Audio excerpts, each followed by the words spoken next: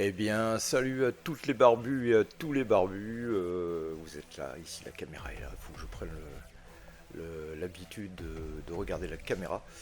Eh bien oui, c'est toujours en termes de positionnement mon émission Ludopod. Bienvenue dans le numéro 2 donc, de Ludopod, simplement 2 de octobre 2024. Et puis bah, on va tout de suite voir ce que je vous propose dans le sommaire, les ingrédients de cette deuxième émission.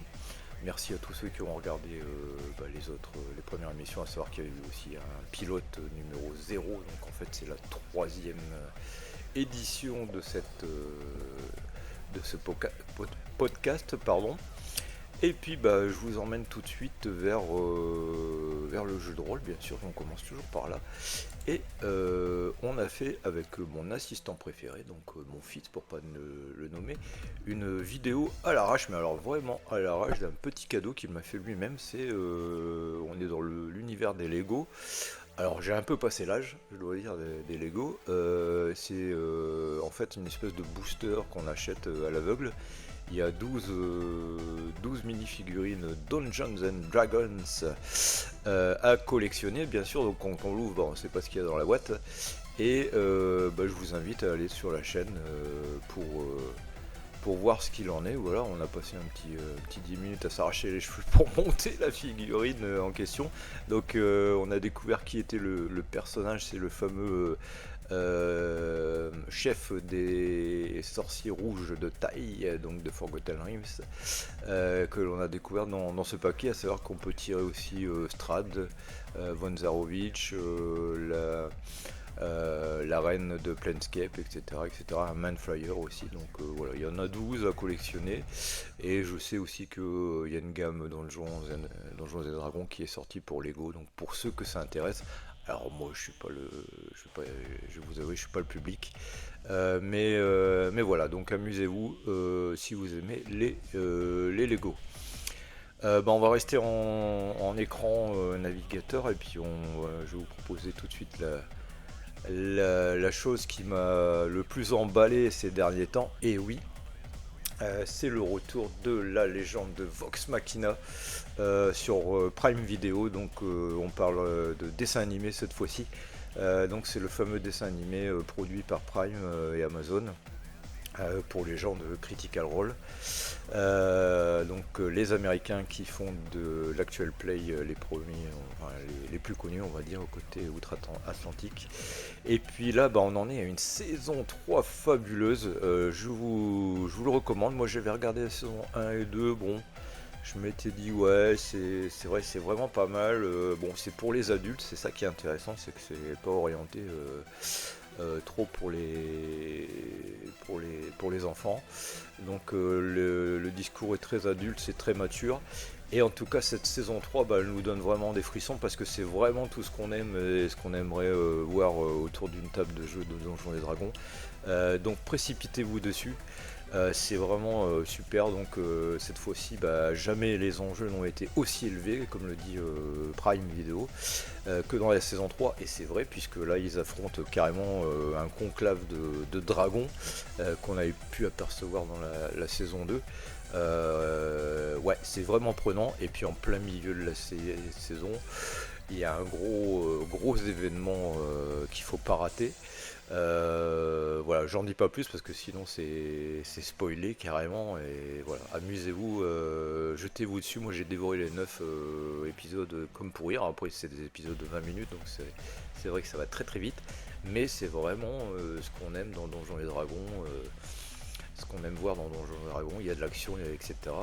Et à la fin, il soulève même une armée. Donc chacun des personnages va chercher une faction pour constituer une armée. Et ouais, c'est vraiment bien vu, c'est assez couillu. Voilà. On parle de quoi ensuite et ben, c'est un petit peu une émission qui est un petit peu un conducteur que j'ai bricolé, mais qui vous permet de découvrir de nouvelles choses, on va dire cette fois-ci. Je ne vais pas parler de mes parties ou de mes jeux de rôle que je maîtrise, etc. Cette fois-ci, je vais vous parler des autres. Et je vous emmène vers La Forge de Papier. Donc c'est un blog qui mérite à être connu. Donc c'est écrit, ce blog a pour but de proposer ponctuellement des traductions d'ouvrages généralement réalisés pour Donjons et Dragons. Notamment, et ils sont surtout axés à D&D 2, donc pour ceux qui comme moi y ont joué au temps des braves, précipitez-vous sur ce blog. Donc comme d'habitude, je vous mets tous les liens dans la description de la vidéo. Si vous regardez YouTube via votre ordinateur, ce sera juste en dessous. En tout cas, la dernière sortie avec laquelle il nous régale, c'est une traduction Ravenloft. En fait, c'est un recueil de 8 scénarios. Bon, il fait 64 pages, donc en gros, ça fait 8 pages par scénario. C'est des petits scénarios, à mon avis. J'avoue, je les ai pas lus. Mais en fait, la communauté des forges de papier met un point d'honneur à retraduire tel quel dans la mise en page originale. Donc en fait, vous allez retrouver, voilà, je vous montre à l'écran, ce qui était en anglais, vous allez le retrouver tel quel en français, et ça fait du bien. Bon, après la légalité de tout ça, voilà, je sais pas trop. C'est vrai que c'est des vieux suppléments, mais en tout cas, voilà. Donc là, par exemple, vous avez la différence entre l'anglais Chilling Tales et Conte glaçant. Vous voyez, la mise en page est vraiment respectée. Peut-être à défaut quelques couleurs à l'intérieur noir et blanc. Mais les plans sont repris également. Enfin, tout est respecté de A à Z dans la mise en page. Alors, vous avez qu'à télécharger, c'est gratuit, c'est donné via le bon vouloir de ce blog. Et vous avez également d'autres suppléments. Alors il y a eu les Sombres Seigneurs, voilà, toujours pour Ravenloft, si vous avez envie de crapahuter dans Ravenloft. Idem, il y a aussi le Mauvais Oeil. Je pense que le Mauvais Oeil, je vais peut-être me l'imprimer. C'est un scénario qui a l'air assez intéressant. Enfin bon, bref, et bravo à ce collectif en tout cas que l'on découvre. C'est Vieux Geek qui m'a fait découvrir ça, donc je remercie. Et pardon, franchement, le boulot il est over top. Après, ils ont traduit peut-être d'autres suppléments. J'ai pas crapahuté, je dois dire, dans tout leur site, mais c'est vachement intéressant. On reste toujours dans Donjons et Dragons. Alors là, vous allez peut-être me jeter des pierres, mais je vais parler de Temu ou Temu, je ne sais pas comment porte le nom de cette boutique en français. En fait, c'est un héritier de AliExpress et puis de Wish. C'est la même chose, mais là c'est un peu du craft que je vous propose, c'est d'aller acheter sur ce site des petites bricoles. Donc pour mon empreinte carbone, j'ai regroupé bien sûr plusieurs articles, j'ai pas commandé uniquement que ça, mais la chose intéressante, c'est qu'ils nous proposent des papiers à texture parchemin. Donc vous les prenez tels quels, vous les mettez dans l'imprimante comme je vous montre à l'écran.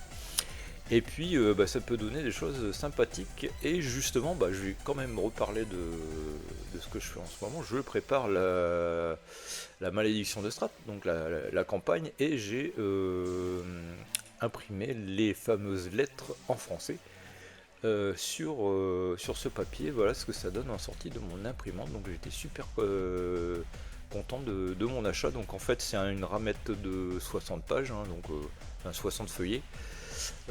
C'est recto verso, donc la texture elle est recto verso, et méfiez-vous, c'est pas du format A4, c'est un peu plus petit, c'est du format letter, mais si vous avez une bonne imprimante, il n'y a pas de souci.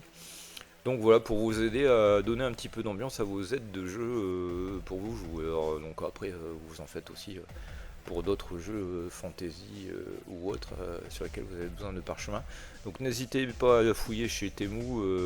Temu, ils ont une flopée, ils ont même des ramettes avec les enveloppes fournies avec. Si vous voulez cacheter les enveloppes, il y a même de la cire qui est prévue pour, un petit peu dans cet ordre d'idée.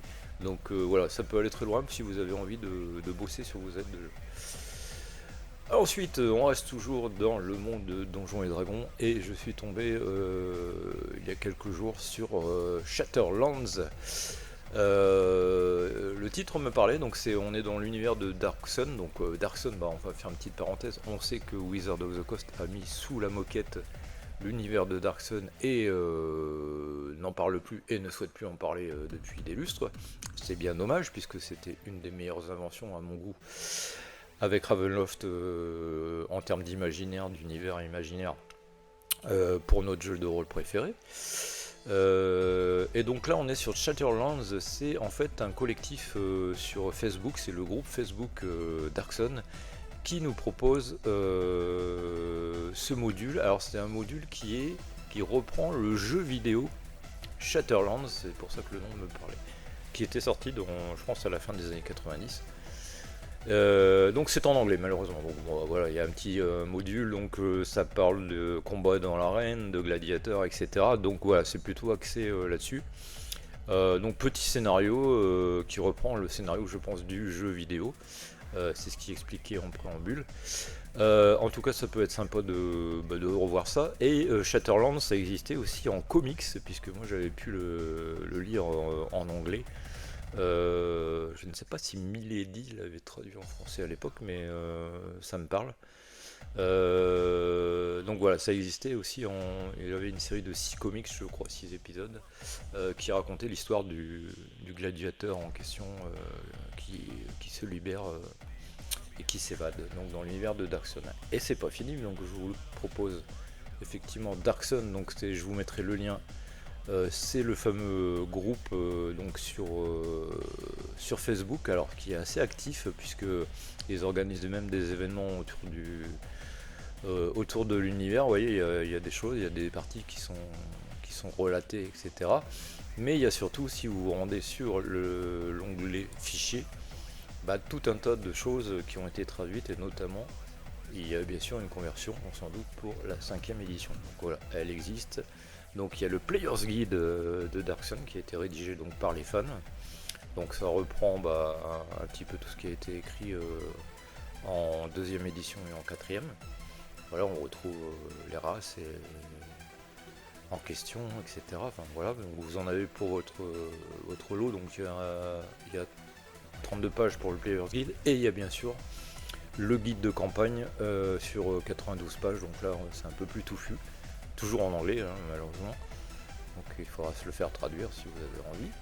Mais voilà, donc pour dire qu'entre guillemets, Dark Sun est mort, mais il bouge toujours encore, en fait, quelque part. Et puis ça peut être intéressant, donc voilà, de raviver la flamme de cet univers. Eh bien je pense que l'on quitte le jeu de rôle. Non, pas tout à fait. Non, ça c'est pour les figurines, donc on verra ça tout à l'heure. J'ai aussi fait on va revenir face caméra, j'ai aussi fait une vidéo donc sur la chaîne, une ouverture d'un bundle Magic. Donc c'est le Morne-Brume, la maison de l'horreur. Bon, alors pour le chroniquer rapidement, je suis un peu déçu. Je me suis avoir une nouvelle fois. La dernière fois que j'avais acheté un bundle, c'était pareil, c'était le meurtre au manoir Karlov, donc sur Ravnica.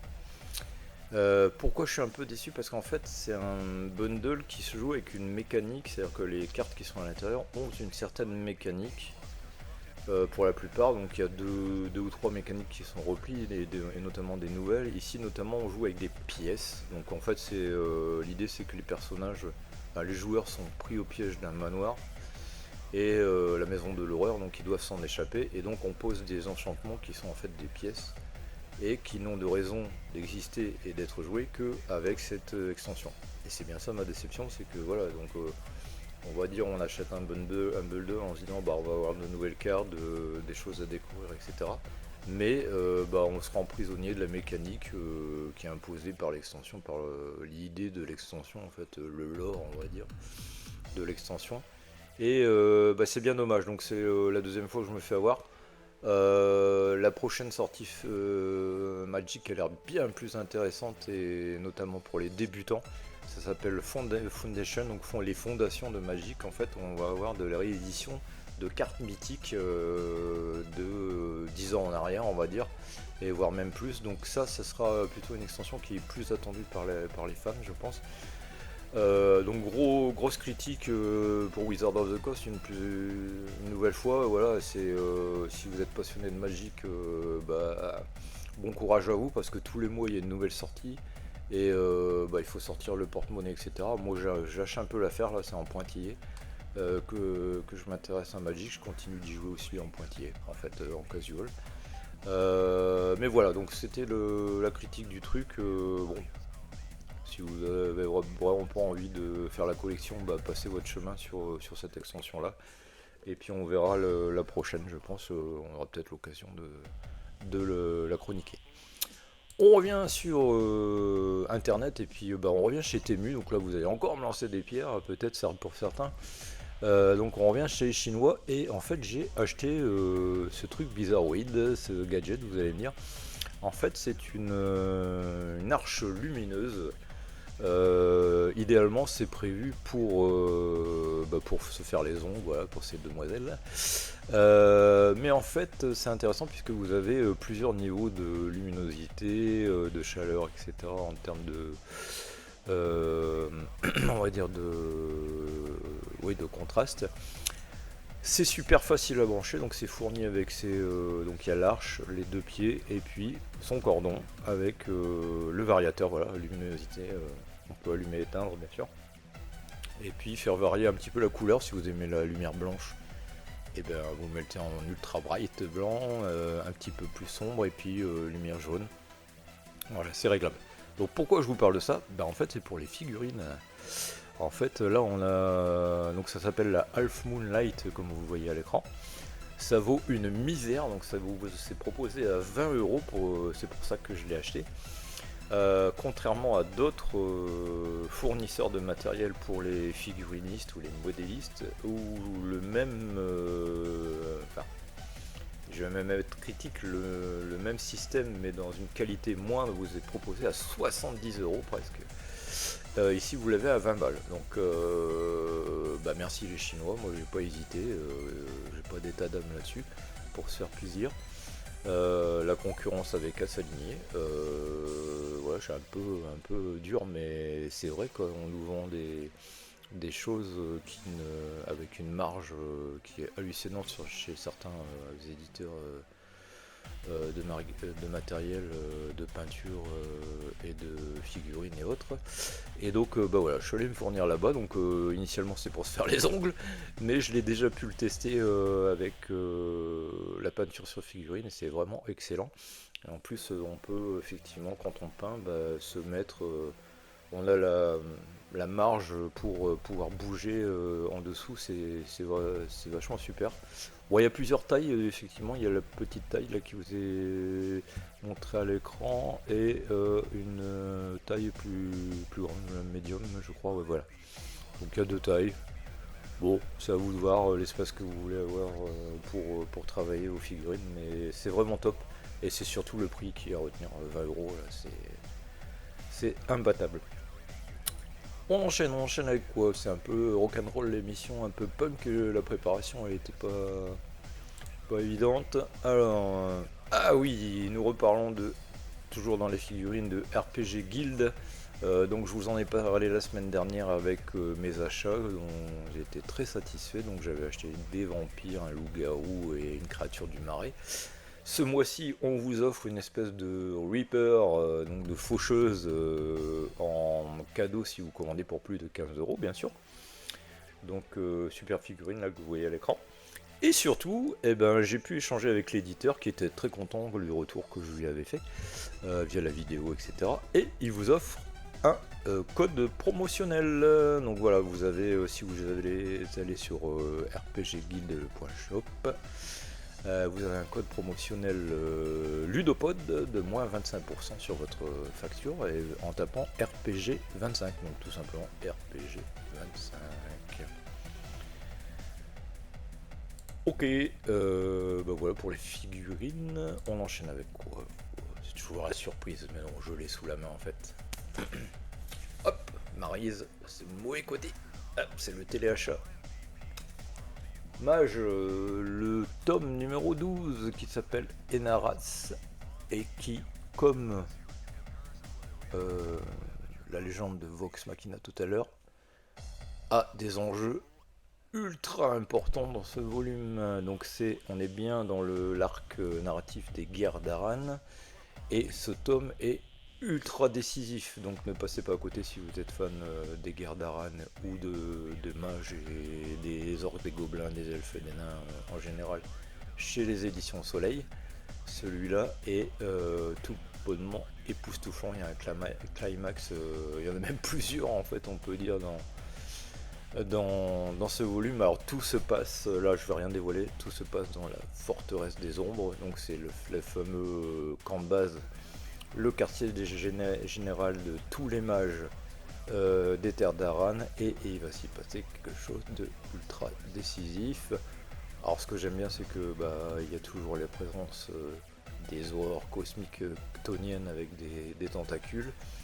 Je vais vous présenter un petit peu mieux ça sur l'écran web. On va vous regarder un petit peu l'extrait. Voilà, c'est toujours de qualité, hein, bien sûr, pour ce qui est des illustrations. Pas de soucis. Et puis, enjoy, hein, c'est la suite de la série. Moi, je suis toujours aussi fan. Donc, allez-y, il n'y a pas de problème. Donc, Mage, tome 12, qui est sorti il y a quelques semaines à peine. On enchaîne avec quoi? On va enchaîner, on arrive à la fin de l'émission. C'est vrai que c'était une émission plutôt rapide cette fois-ci. Alors, là c'est le dossier du mois, on va dire. Je vous avais dit le mois dernier que j'attendais avec impatience à la boîte aux lettres d'être livré de Chimère. J'ai reçu le magazine. Alors là, c'est la jaquette alternative Donjons et Dragons en couverture.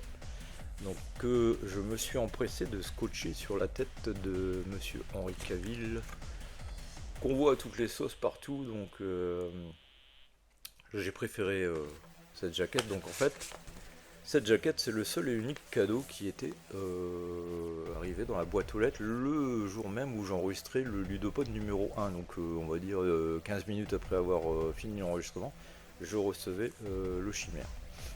Alors premier coup de gueule, on va faire le fond, la forme. Sur la forme, je l'ai reçu et j'étais très déçu de la qualité. Déjà le format est un peu petit, enfin c'est un magazine mais c'est un peu petit. Et je l'ai reçu tout gondolé, enfin c'était vraiment, et quand je l'ai feuilleté je me suis dit mais le papier est vraiment de très mauvaise qualité. Bon, c'est limite quoi. Et puis pas un petit mot gentil pour dire merci d'avoir participé au pledge, même pas un marque-tapage pour récompenser. Il faut savoir que j'ai payé près de 20 € pour juste le magazine et le fait qu'il puisse sortir. Et il est sorti dans les librairies et les kiosques, donc c'est sur ce coup c'est un gros succès, on va dire, un succès en tout cas, c'est laissé transformer. Mais sur la forme, je suis un peu resté sur ma faim. Et puis sur le fond aussi carrément. Donc si vous allez sur le site des éditions Télémac, donc je vous donnerai le lien là pour l'acheter. Vous pouvez également l'acheter en ligne. Alors le gros hic si vous voulez l'acheter, c'est un magazine qui se vend à 16,50 €. Investir 16,50 € là-dedans, c'est un peu un engagement là, il faut pas être déçu quoi. Autant le Métal Hurlant qui était sorti au mois d'août, spécial Lovecraft, il vaut bien ses 20 €, il n'y a pas de souci, je suis même encore en train de le lire tellement il y a du volume. Autant ici, si vous êtes un vieux de la vieille, entre guillemets, de la fantasy, de la SF, vous allez vite tourner les pages. Donc je vous montre un peu ce qu'il y a à l'intérieur. Donc vous pouvez aller voir les illustrations ici. Bon, la couverture officielle c'est bien celle-ci, hein, c'est pas celle que je vous ai montrée. Donc il y a une jaquette alternative ou une édition alternative qui était prévue pour les pledgers. Voilà, donc on retrouve The Witcher, le trop gros, on va dire, dossier à l'intérieur. Le sommaire, voilà, vite fait, je vous le passe. Dans The Witcher, effectivement, passé au crible. Les 50 ans de Donjons et Dragons, alors c'est William Blanc qui s'y colle tout le long. Alors que dire sur le fond, l'article est intéressant, mais pour ma part, je n'ai rien appris. C'est toutes les anecdotes de la création de Donjons et Dragons autour de Gary Gygax sur quelques pages. Et puis après, on a par contre des statistiques intéressantes, c'est quelles classes sont jouées, quelle est la typologie des joueurs, qu'est-ce que les joueurs achètent régulièrement. Enfin voilà, voilà, ça, l'article Donjons et Dragons, bon, on va dire ça démérite pas, mais comme je vous disais, si vous êtes à vue de la vieille, ce magazine, ça va être difficile de s'y plonger dedans. Donc il y a des articles sur la littérature dark, ça m'intéressait pas trop. La grosse faute de goût, on va dire, c'est il y a un dossier sur Dragon Ball Z. Je ne vois pas ce que ça vient faire là-dedans, sincèrement. C'était censé être un magazine sur la fantasy, la SF, pourquoi on me parle de manga, bon la BD à la limite je veux bien, comme les Terres d'Aran, qui c'est de la fantasy, enfin bon,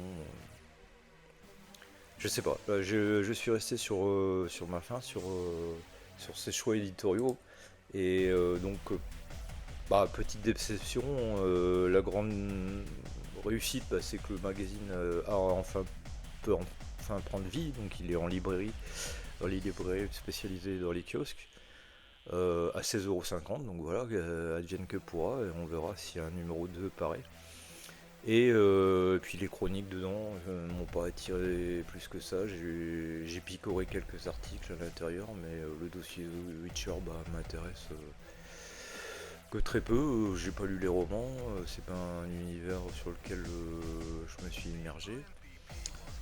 Donc voilà, je ne sais pas ce que donnera le numéro 2, mais j'espère que il y aura peut-être d'autres auteurs avec d'autres appétences qui viendront se greffer sur l'aventure Chimère, et puis je leur souhaite bonne chance pour la suite, pour cette découverte. Voilà, n'hésitez pas, allez-y jeter un oeil, et puis en librairie par exemple, vous feuilletez, et puis vous verrez bien. Voilà, on termine l'émission là-dessus, je crois que je n'ai rien oublié. Ah si, attendez, on oublie la petite rubrique supplémentaire, je crois que ça va devenir un rituel. Je vous propose de la musique, on termine avec de la musique. Alors là, ce sera pour les maîtres de jeu et puis les joueurs aussi qui aiment l'univers cyberpunk. La musique cyberpunk, en fait, c'est ni plus ni moins que l'électro-industriel. Et puis la référence en électro-industriel, c'est la formation Frontline Assembly. N'hésitez pas à aller jeter un coup d'œil si vous ne connaissez pas. Mais bon, j'espère que vous avez au moins déjà rencontré ce nom. Dans vos écoutes, et en fait dans Frontline Assembly on a un frontman qui est monsieur Bill Lib, qui évolue depuis 30-40 ans sur la scène et qui nous fait un album solo. Donc là il est vraiment tout seul et il n'y a personne pour l'aider, donc c'est sous son nom Bill Lib qui nous produit un album qui s'appelle Model Collapse, avec 11 titres. Allez-y, c'est du monde, donc je vous donnerai aussi le lien Bandcamp si vous voulez acheter le CD ou le vinyle. Précipitez-vous. Et voilà, j'avais failli oublier la petite rubrique musique pour terminer. Et puis réflexion avant de se quitter, on va pas se quitter comme ça, un peu de philosophie. La citation qui donne à réfléchir, on l'oublie pas. Donc le succès n'est pas la clé du bonheur, le bonheur est la clé du succès. Si vous aimez ce que vous faites, vous réussirez. Donc, c'est Monsieur Schweitzer. C'est ça qu'il faut retenir, je pense. Si vous aimez ce que vous faites, vous réussirez. Bon, je vous laisse méditer là-dessus. Vous pourrez reprendre une activité normale, et puis on se retrouve le mois prochain pour le numéro 3 de Ludopod. Salut, ciao.